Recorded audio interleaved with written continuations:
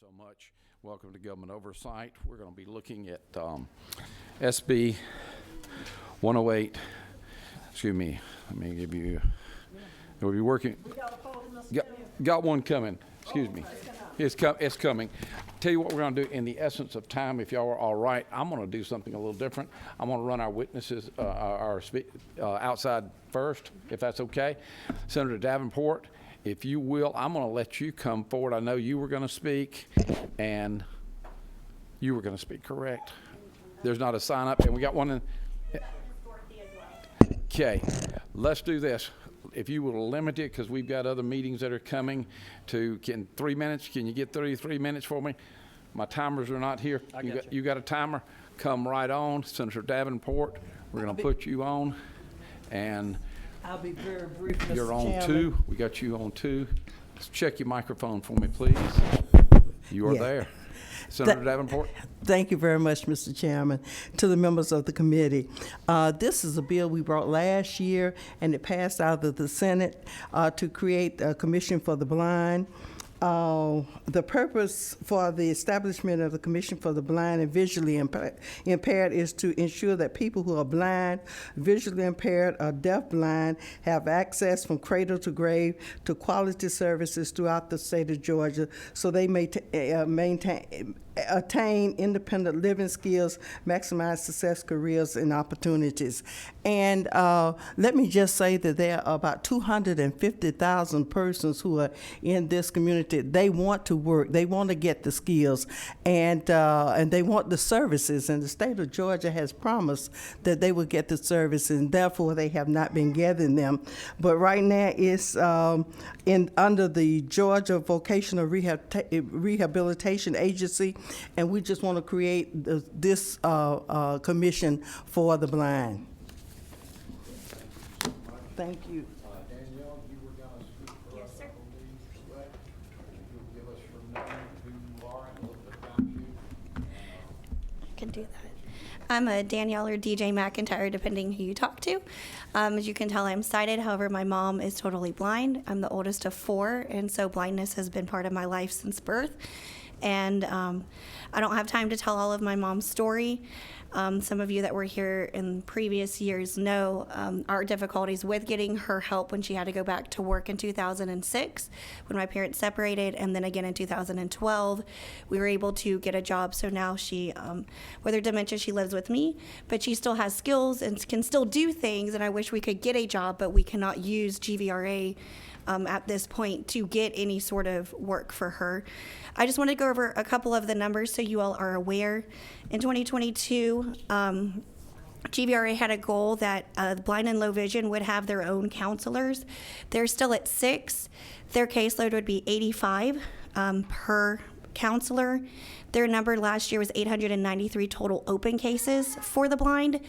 And still to this day, we still have 6 counselors, which means most of the people that we have who are blind and low vision are being sent to regular counselors who know nothing about blindness, who don't understand the technology, don't understand the skills, don't even understand that they can do jobs. And so those people are having to train their counselors how to help them get their jobs. One of the other things I wanted to mention right now in this year, blind open cases, this is from their September report. They had 471 open cases and had closed 13 in fiscal year 23. Deaf blind cases, they had 17 open and had closed 1. Other visual impairments were 204 open cases with 7 closed. And other visual disabilities was 116 open cases with 4 closed. So as of September 2022, which is the latest number I could find, they had a total of 808 open cases with only 25 closed. And I just believe that number should be much higher. I believe that the blind should be served, and it shouldn't be on the part of the family members to be pushing to get them back to work. And this bill would also cover from cradle to grave. So there would be no drop of services. If I lost my vision tomorrow, I would not be allowed to even use GVRA services until I was ready to go back to work. So if I didn't know how to use a microwave or cook, I would be left on my own. And this bill would make sure that those gaps would be completely filled with this commission. Thank you. I'm going to ask just a question. What I see with technology today, the phones, the computers, things of that, and there's got to be training there that's got to be done. I mean, I can tell Siri to do things and she does them, and that's a part that I see as a training issue. It's got to be. It can really change what. And I even thought about this Uber. I said Uber gives you transportation that you did not have from that standpoint. And those are the things we ought to be working on. Okay, thank you for your words. Thank you. Hold on, we have number 12. Yes, sir. Thank you, Mr. Chairman. And quickly, my question to you, Mr. Chairman, is this the legislation that we dealt with last year? Yes, sir. And again, I know the young lady, I know her mother, I know her daughter, and I know her son very well. I think I have a picture of him every year that he's been around. My frustration with this is that, once again, we are creating legislation that takes on the responsibility that a funded government department already has. And this, again, is pointing a bright light on the frustration that myself and others have with that department not doing its job the right way.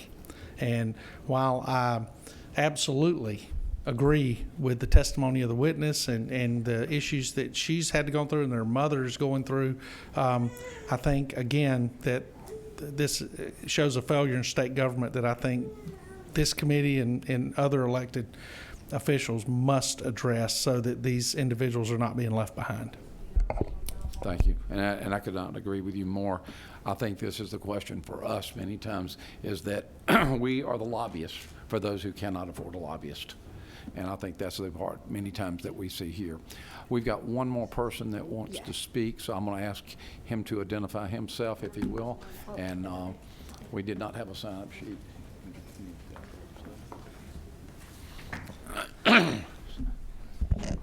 Good afternoon. Good morning, Mr. Chairman and members of the committee. I'm at that stage in my life where I cannot see far away and I cannot see close up, and so I'm going to take my glasses off here. I am Brandon Hembry. I have the honor of working with the Georgia Council for Public Libraries here in Georgia, and have done that for a number of years. We actually play a role in this process and support the legislation. Have had the opportunity to talk to Senator Davenport several times over the last couple years. There is some language, however, that was in her version of Senate Bill 8 that, for whatever reason, didn't make it over into the new bill. And I just wanted to make mention of that to you. We would love to have it changed. If you look at lines 175 through 177, it refers to the Library of Congress. There's actually a designated entity here in Georgia that has been given the responsibility by the Library of Congress to act in that capacity. They're also the funding mechanism for federal funds to come to the state. We would love for the language in Senate Bill 8 on lines 172 through 178 to be put in place of 175 and 177. And what that language in Senate Bill 8 does is it simply directs the new commission to coordinate with the Georgia Library Service for the blind and print disabled. If that change can be made, I think it makes certain that those federal funds have a conduit to make their way here to Georgia.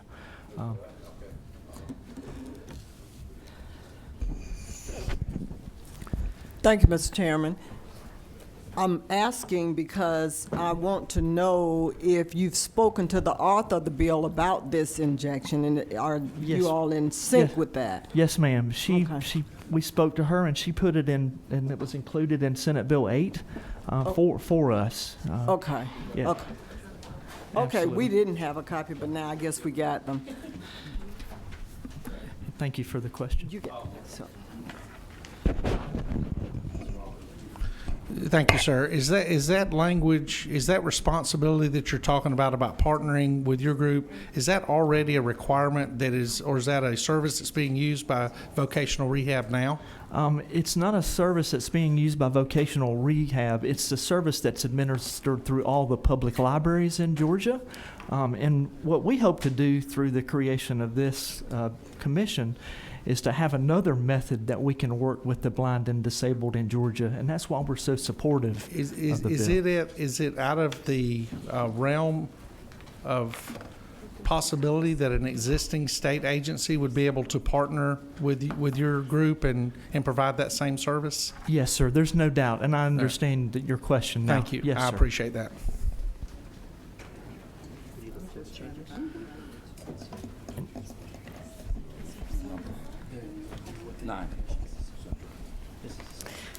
Yes, I just have a comment. It's not directly for this speaker. Would you like me to make the comment at another time? Go ahead. Okay. The senator raised questions about creating a commission when it's part of the problem is the specific agency is not doing its job. I've put a lot of thought into that kind of scenario because I did a study committee on the intellectually and developmentally disabled, which they interact with this agency too. And I have another perspective on what you're saying in that the membership of this commission, it's mandated that I think at least half are visually impaired. The staff at the agency in question, they don't have that input from the people they're serving. They don't have employees that are visually impaired, I don't think. But what I'm saying is I don't think it's a duplication. I think what it is an opportunity for the people receiving services to direct the agency so that they are part of the solution. And to me, that is, I was raised in a Republican family. To me, that's and it comes out in me sometimes. Putting people who are using the services as being part of the solution is actually a conservative value because then they are driving the government. And so I see this as a positive thing in helping the agency fulfill its mission.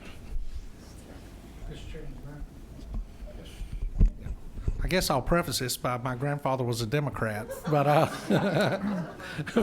which he was. But, yeah, but that's all right. But my concern is as I think you understand, is I'm assuming there will have to be a fiscal note with this, and as in anything in the large agency I work for, we broke down everybody's tasks into 15-minute increments to make sure that we were spending the tax dollars in the most efficient manner, and so. You know, if we're creating some type of oversight or internal mechanism that causes this agency to function better without duplication of responsibilities or additional costs to the taxpayers, then Senator, you and I are walking lockstep. My concern is when we excuse an agency for their failure to properly take care of the clients that they are mandated to take care of and that the taxpayers fund them to take care of, and our response is, well, we'll create this island out here to the side, or even within your organization to do that job. And I'm not disagreeing with what you're saying. I'm just explaining that's my concern. And last year, I voted against this legislation, but understood the intent of it 100%. And again, I'm a huge fan of the bill's presenter and her family. And my thing is I think we need to encourage the state of Georgia, no matter the department, to provide the services that taxpayers pay them to provide, and to do it in the kindness and compassion that you'd find in ordering a chicken sandwich at a restaurant that we're very familiar with. So that's my concern, that the bureaucracy of our state are hurting these people.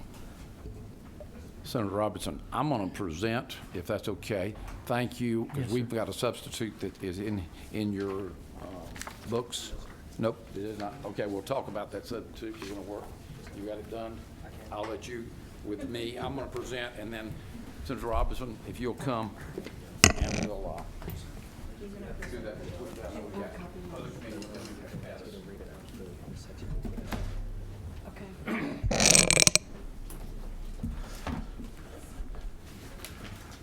I promise it's going to be okay. I'm not going to drive too fast.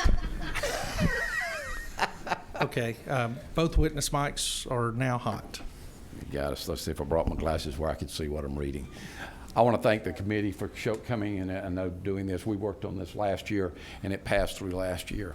I'll tell you something that really came to mind as we were teaching our children. We did something for the day with our children, and we blindfolded our children for the day and made them walk through the house and live in the house for a day, because we were studying Helen Keller, and we were looking at the life of Helen Keller. You know, at the end of the day, we really had an appreciation for being able to see. And one of the things I want to totally agree with Senator Robinson about is that we need accountability for government, but sometimes it's very, very hard to get that accountability. I ask this question, and this is a question all of us should ask of any government official. How do you know when you're successful at what you're doing? And what I see is this. My mandate is to speak for those who cannot speak for themselves. That's what we are about. I believe that that's what this bill is about. We understand that it's moving money and creating another department and moving money. We tried that. We worked at that last year. There's some changes that need to be made and that we are agreeable to. But I think more than anything is this. We are the only people who can make that change. And I believe this is that if it's broke, we need to find a way to do that. And I think Senator Robertson and I will both agree that we see that is that if we don't speak for those who can't speak for themselves, we're not really doing our job very well. And what this bill, y'all know from last year, basically is creating a new entity from that standpoint. It's going to transfer the money from the Georgia Vocational Rehabilitation Center to the Independent Commission for the Blind and Visually Impaired.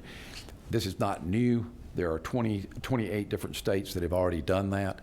I think the issue is this. Blind people can work and live, but we need to be able to help them. And what I see this, I'm going to make a statement. We're struggling in our public education system already with teaching people how to read, much less how to read Braille. And I was reading a number here that I thought was very, very interesting. That 91% of those who are successfully employed blind people are Braille readers.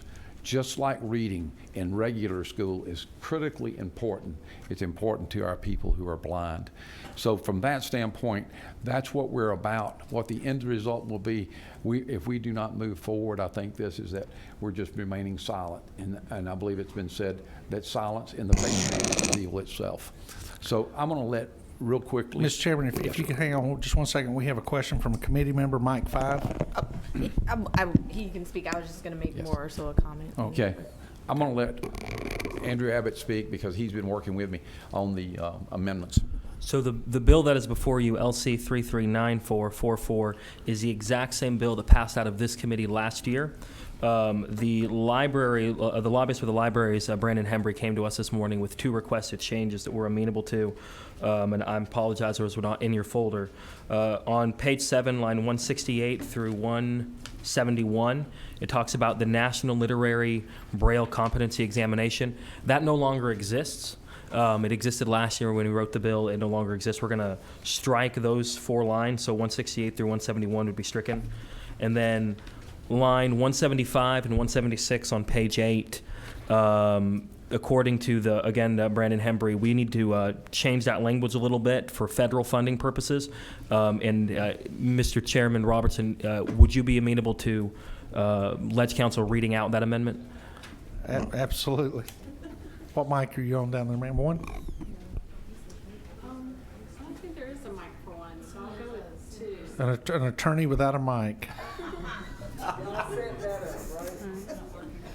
So the language would read, it would be paragraph 7, coordinate with the Georgia Library Service for the Blind and Print Disabled of the Office of Public Library Services of the Board of Regents of the University System of Georgia to ensure that all offerings of the program administered by the Georgia Library Service for the Blind and Print Disabled to provide library services to persons who are blind or visually impaired are actively and robustly utilized by as many blind and visually impaired persons as possible, including audiobooks, standard library services, Braille services, and other physical as well as electronic accommodation options, semicolon.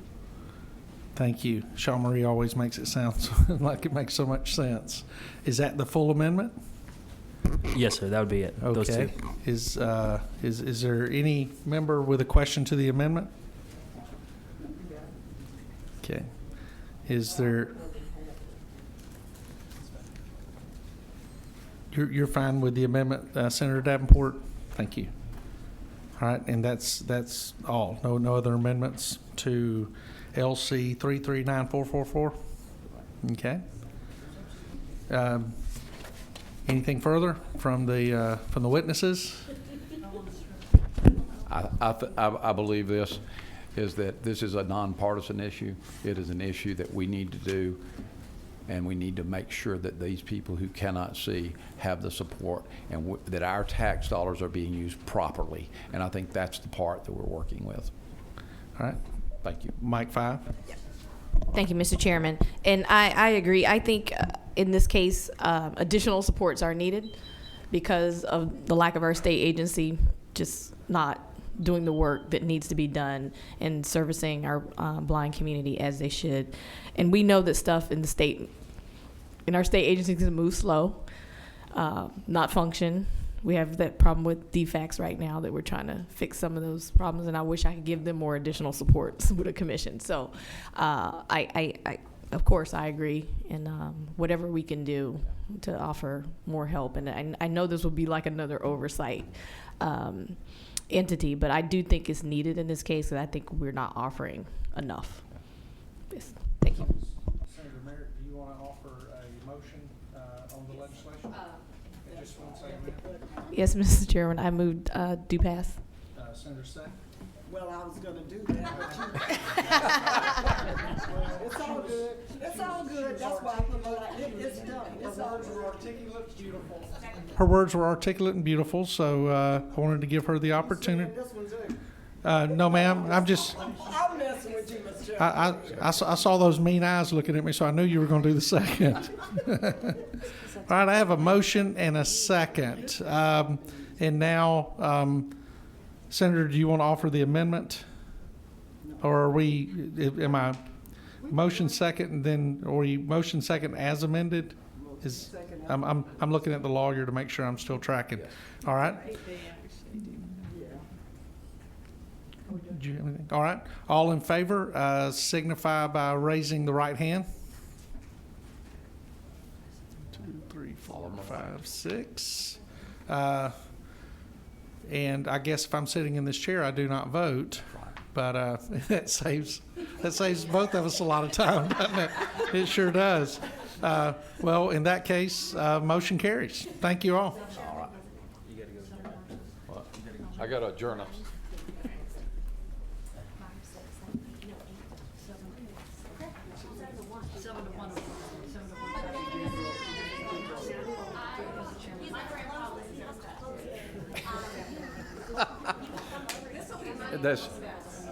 Thank you for your time. We are adjourned. Appreciate it. Thank you very much. Have a great day.